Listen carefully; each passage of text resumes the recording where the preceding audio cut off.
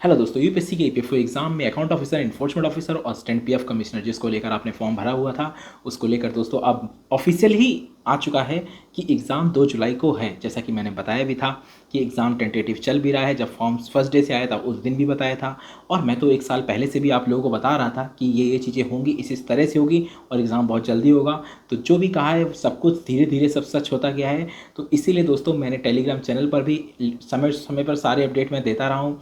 नया Telegram channel पे जो ना जुड़े हों वो जल्द ही जुड़ जाएं, वीडियो के डिस्क्रिप्शन में लिंक मिल जाएगा, है ना। तो इस तरह से क्या होगा, सारा अपडेट आपको मिलता रहेगा। अब देखिए दोस्तों, समझने वाली बात यह है कि इस नोटिस में कई बातें लिखी हुई हैं। सबसे पहले तो उन्होंने पूरा क्लियर कर दिया है कि 79 सेंटर्स पर जो भी है वहीं एग्ज़ाम होगा, प्लस किसी का सेंटर चेंज नहीं होगा, जिसने जो भर दिया उसको वहीं मिलेगा। ठीक। दूसरी चीज़ ये कि जो दोनों का पैटर्न है यूपीएससी वो सेम ही है।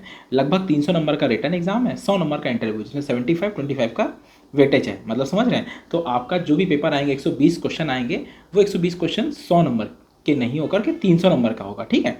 तो वो 300 नंबर पेपर होगा प्लस 100 नंबर का इंटरव्यू होगा, इन दोनों को मिलाकर फाइनल मेरिट बनेगी। ठीक है। और इंटरव्यू में इसमें एक बात लिखी हुई है कि जो जनरल और ईडब्ल्यूएस कैंडिडेट उनके लिए 50% है, जो स्कोरिंग है नॉर्मल कि इतने आपको चाहिए इंटरव्यू में। ओबीसी के लिए 45 है, बाकी के लिए 40 है। ठीक है। तो इस तरह से ये क्राइटेरिया, यही 3 मेन बातें हैं जो इस नोटिस में हैं। तो मैं आपसे फिर कहूँगा दोस्तों, एग्ज़ाम क्लियर हो चुका है कि डेट इस दिन है 2 जुलाई, है ना। 2 जुलाई 2023 को पेपर है। और ये एग्ज़ाम बार बार नहीं आता दोस्तों, सालों में एक बार आता है। बाकी एग्ज़ाम जो आप पढ़ रहे हैं, चीज़ें कर रहे हैं, वो हर साल आएंगे, लेकिन इतना अच्छा गोल्डन चांस बार बार नहीं आता है दोस्तों। कम से कम आप ये सोचिए कि सुबह शाम 2 शिफ्ट में आपको 2 मौके मिल रहे हैं, और इतनी जल्दी ये प्रोसेस हो रहा है ना कि इसी साल एक नौकरी आपके हाथ में हो गई। एक गोल्डन चांस है कि आप जो पढ़ रहे हैं आप पढ़िए, लेकिन अगर थोड़ा सा भी इसको देखते चलेंगे ना, क्योंकि कुछ इसमें अलग नहीं है। अगर आप एसएससी की तैयारी कर रहे हैं, यूपीएससी की तैयारी कर रहे हैं, कुछ भी, तो लगभग हर सिलेबस को इसमें इन्वॉल्व है। कुछ ही चीज़ें अलग हैं, और वो सारी चीज़ें हमने कवर भी करी हैं। जो ईपीएफओ टॉपर बैच है उसमें सब कुछ कवर है। आप उसको आराम से, जो आपको नहीं आता है आप वहाँ से पढ़ सकते हैं। जो नए बच्चे हैं वो वीकली शेड्यूल जो हम डाल रहे हैं उसको फॉलो करिए, है ना। बाकायदा पूरा कोर्स आपको दे दिया गया है, आप वो पढ़ो जो आपको नहीं आता है, ताकि आपकी चीज़ें भी हो जाएंगी। और उसी को देखते हुए दोस्तों हम लोगों ने एक नया बैच बनाया है, जो कि पूरा का पूरा एमसीक्यू बेस्ड बैच है। मतलब जो लास्ट टाइम हम लोगों ने ऐसा नहीं किया था, लेकिन जितने भी हमारे से टॉपर निकले प्लस और भी जो सिलेक्टेड ऑफिसर्स हैं, उनका एक यही राय थी कि हम लोग बच्चों को सब कुछ दे रहे हैं, लेकिन कहते हैं ना सिर्फ प्रैक्टिस उनके ऊपर छोड़ रहे हैं। लेकिन इस बार हम लोग प्रैक्टिस भी आपकी खुद ही कराएंगे, ताकि आपका एंड पे कुछ छोड़ना ही नहीं है। आपको सिर्फ हर चीज़ एनालिसिस करके प्लस पूरी प्रैक्टिस आपकी खुद ही कराई जाएगी, ताकि एग्ज़ाम में जो कंपटीशन बढ़ रहा है ना उसको कम किया जा सके, और कहते हैं ना आपको सबसे आगे रखा जा सके। क्योंकि मैं फिर कह रहा हूँ दोस्तों, क्योंकि एग्ज़ाम की डेट बहुत पास है, बहुत से स्टूडेंट्स इस चीज़ को ना घबरा कर हट जाएंगे, लेकिन जो भी इस एग्ज़ाम को टारगेट कर लेगा और थोड़ा सा भी ध्यान देता रहेगा, उससे ये एग्ज़ाम दूर नहीं जाएगा।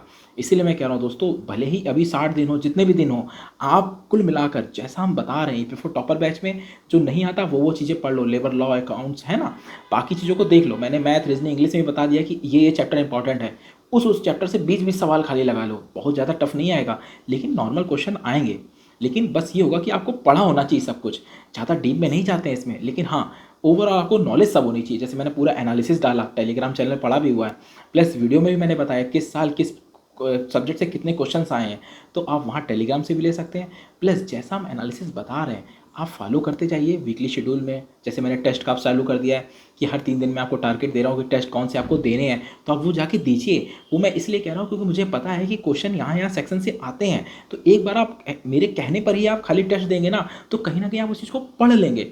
इसी को देखते हुए दोस्तों हम लोगों ने एमसीक्यू प्रैक्टिस बैच जो बनाया है, उसमें वो क्वेश्चंस जो टेस्ट में दिए हुए हैं और इंपॉर्टेंट है उनको भी लिया गया है, प्लस कई हज़ार क्वेश्चंस जो नए हैं, जो इंपॉर्टेंट है, जिनसे लगभग क्वेश्चन बन सकते हैं, है ना। आप जानते हैं हम सिर्फ ईपीएफओ के लिए डेडिकेटेड हैं, उसको लेकर ही हमने इसमें पूरा का पूरा एक एमसीक्यू बैच बनाया है, जो 1 मई से स्टार्ट होगा, और पूरे मई में वो क्लासेस कंप्लीट करा दी जाएंगी, ताकि आपको जो जो नहीं आता आप ईपीएफओ टॉपर बैच से पढ़ लो।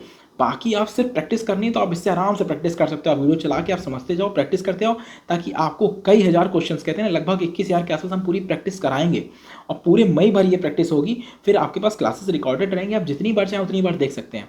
और जो टेस्ट सीरीज़ है वो दोनों बैच वालों के लिए, कुछ अलग नहीं है, टेस्ट सीरीज़ दोनों के लिए एसएसपीएल है।